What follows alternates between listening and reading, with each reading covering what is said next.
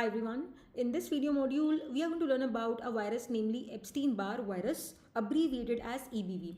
Now guys, this virus has been named so after the people who discovered it. There were two British pathologists, namely Dr. Anthony Epstein and Dr. Wonne Barr, who discovered this virus from a patient of Burkitt's lymphoma. So at the outset of this video module itself, let's remember that EBV is associated with what? Burkitt's lymphoma.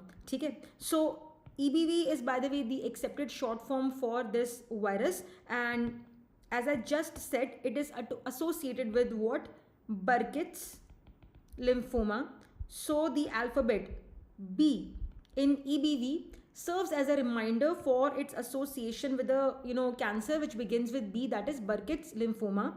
And the alphabet B also serves as a reminder for us that this virus infects which cells? It infects the B cells, that is B lymphocytes, and it causes transformation, malignant transformation of these B cells. Alright, and these infected B cells contain the EBV genome. And EBV, by the way, is also known as what? It is also known as human herpes virus 4, abbreviated as HHV4. Now guys, EBV is a herpes virus, and that obviously leads us to conclude that it is an example of a DNA virus. All herpes viruses are DNA viruses, and herpes viruses are enveloped. Okay? These are enveloped viruses. So it belongs to the Herpes viridae family. Alright, and the subfamily is Gamma herpes virinae. In this subfamily Gamma herpes virinae, apart from EBV, there's another herpes virus also. So this subfamily also has got human herpes virus 8. Okay, human herpes virus 8, which is associated with Kaposi sarcoma. Alright, now the dictum for all the herpes viruses is that they have got a tendency to become latent in some or the other cell or tissue of the body. And please remember, in case of EBV, this site of latency are the B cells. So it is in the B cells that this virus is going to become latent. So the infected B cells mean the virus is going to be present in a latent state. And it is also important to remember that these B cells have got a receptor, namely CD21, also known as CR2, that is complement receptor 2, and EBV binds to these receptors. EBV binds to these receptors, and this has been asked as an MCQ in the NEET PG exam, so please remember this. Okay. Also remember that CD21, also known as CR2, to which EBV binds, it also binds to what? It also binds to a complement protein, namely C3b. Okay. Initial replication of the virus occurs in the epithelial cells of the oropharynx and parotids, and then the virus is going to infect the B cells where it is going to be present in a latent state. Okay. A very important feature of EBV infection is that on PBS, that is peripheral blood smear examination, what we are going to see? We are going to see special kind of cells which are described as atypical lymphocytes. Okay. Atypical lymphocytes. Please remember guys, these atypical lymphocytes which are seen on PBS, they are not the B cells infected by the virus, by EBV. Rather, they are what? These cells are the TC cells, that is cytotoxic T lymphocytes, which are reacting against the virus infected cells. We all know that a very good defense mechanism of our immune system to counter viruses are the TC cells, okay, and also NK cells. So these two soldiers of the immune system, the NK cells, that is the natural killer cells which belong to the innate immunity, and the TC cells, that is cytotoxic T lymphocytes, which by the way are what? They are CD8 positive These are the two very important brave soldiers of our immune system to counter viruses. Now, if we talk about EBV infection on PBS, we are able to see some atypical lymphocytes, which are not the B lymphocytes which are targeted by the virus, but they are our own soldiers, that is the TC cells, which are reacting against what? Against the virus infected cells. Have a look at this picture, guys. So this is an atypical T cell, also known as Downey cell, characteristic of infectious mononucleosis, abbreviated as IMN. I'll come to this in just a bit. So basically, IMN is nothing but a symptomatic manifestation of EBV infection. It is also known as glandular fever. Okay? So it is symptomatic, the manifestation of symptomatic EBV infection. Because you know what, in most of the infected people, more than 90% of people infected with EBV, there are no symptoms. The immune system is able to produce antibodies which are successfully able to counter the virus. But in those people who do develop symptoms, what are those symptoms? Those symptoms collectively are referred to as infectious mononucleosis. And the such patients of IMN, when we examine their peripheral blood smear, we see these atypical lymphocytes. So this is the atypical T cell, as I said, the TC cell reacting against the EBV infected B lymphocyte. So what is atypical about these cells? Remember, these cells have got more basophilic and vacuolated cytoplasm than the normal lymphocytes, and the nucleus may be oval, kidney shaped or lobulated. The cell margin may seem to be indented by the neighboring RBCs. Okay? So please remember this. So guys, as I said, EBV antibodies are there in more than 90% of the infected adults. So remember, this virus EBV is a ubiquitous virus. The infection with this virus is pretty common, and more than 90% of the adults have got antibodies against the virus. Okay. Now coming to the clinical features. Firstly, we have got an entity known as infectious mononucleosis, abbreviated as IMN, also known as glandular fever. अब इसको ऐसे क्यों बोलते हैं? Infectious word conveys the fact that it is transmissible, that is spreadable, and mononucleosis reflects the fact that there is going to be an increase in the mononuclear leukocytes, in other words monocytes. ठीक है, in this condition. And glandular refers to what? It refers to glands, that is lymph glands, lymph nodes. So there is going to be LNpathy, that is lymphadenopathy in this condition, and it's a febrile illness. So क्या बोलते हैं? Glandular fever. So ये दोनों एक ही बीमारी का नाम है, infectious mononucleosis, abbreviated as IMN, also known as glandular fever. ठीक है? So what is this? This entity is a self-limiting illness. ठीक है? It is a self-limiting illness which occurs in people infected with EBV. The incubation period is 4 to 8 weeks, so it is pretty long. 1 to 2 months का incubation period होता है, and the disease itself lasts for what?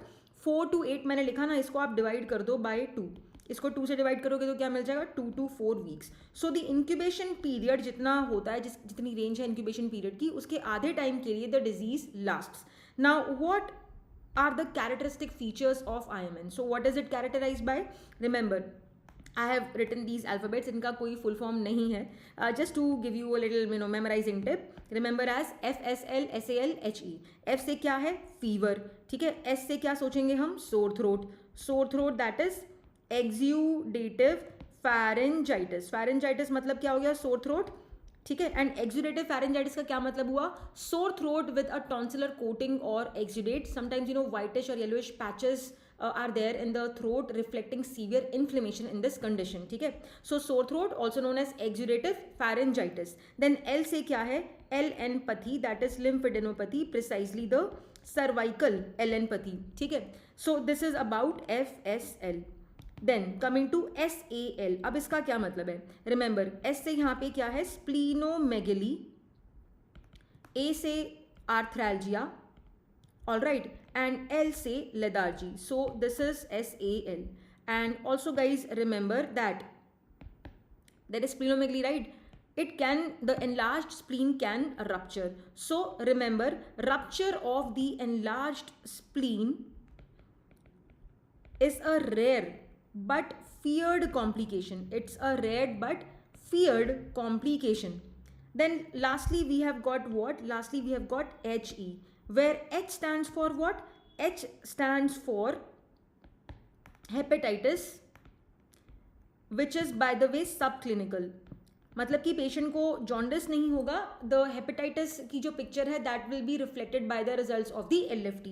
And E stands for a very very rare manifestation of EBV infection that is encephalitis. ठीक है, ये भी काफ़ी rare है. So these are all the features which the amalgamation of which is referred to as glandular fever or IMN.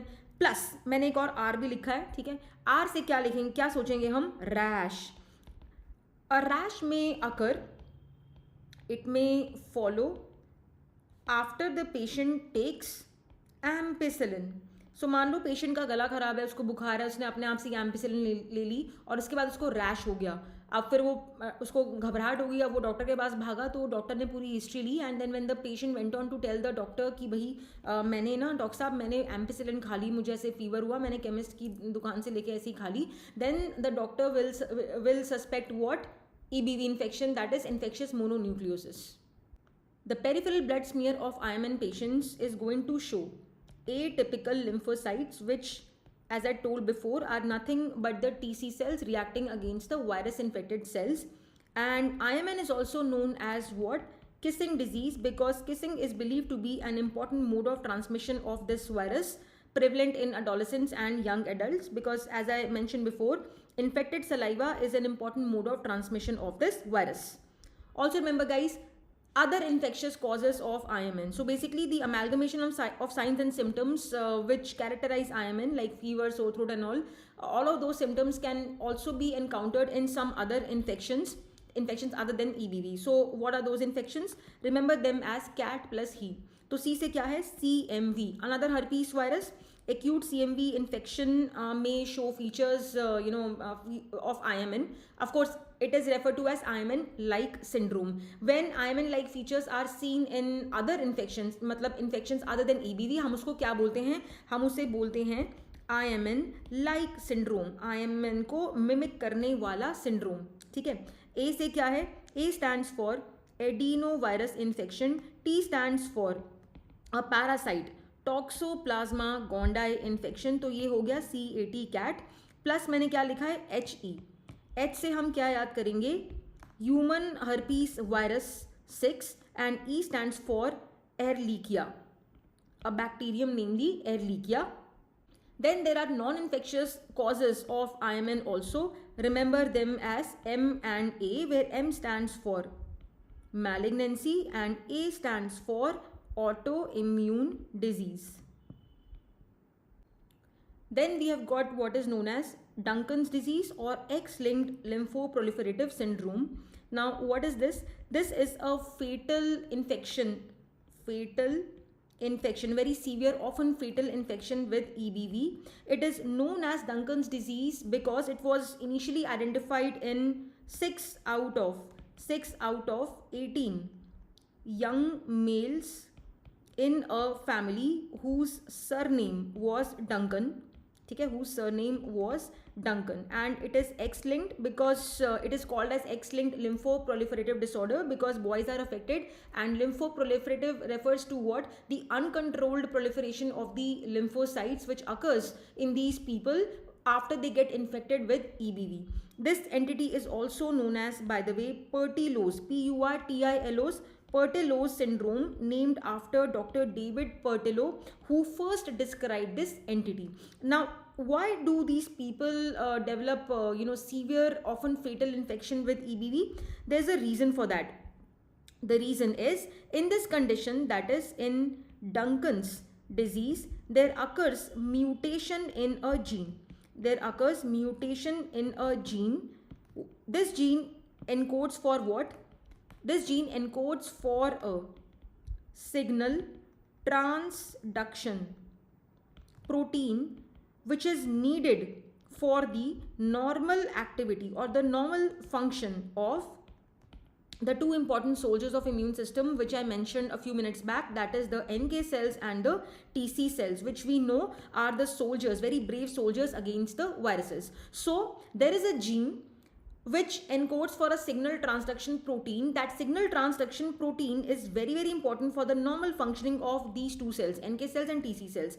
But in patients of Duncan's disease, this gene undergoes mutation. So these cells are not going to do their job well, and therefore such people suffering from Duncan's disease, when they get infected with EBV, infection संभाले नहीं जाता immune system से, so the infection becomes severe and often fatal, unfortunately. The case fatality rate in Duncan's disease is 75% by the age of 10 years.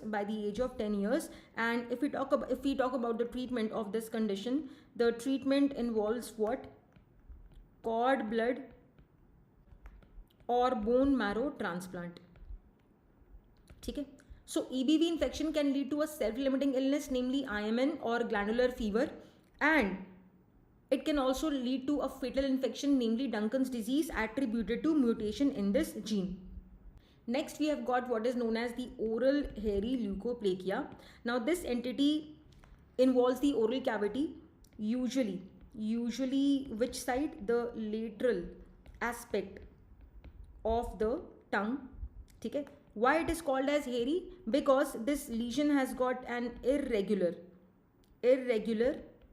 hairy or shaggy surface. And why it is called as leukoplakia? Leuko means white and plakia refers to patch. So EBV can cause this entity, namely oral hairy leukoplakia, where usually on the lateral aspect of the tongue a whitish lesion with an irregular surface is going to be there. And remember, this entity is non-malignant. Okay, it is non-malignant. It usually occurs in whom? It usually occurs in immunocompromised people. For example, HIV patients. Have a look at this, guys. So this is how oral hairy leukoplakia looks like. Whitish lesion on the lateral aspect of the tongue.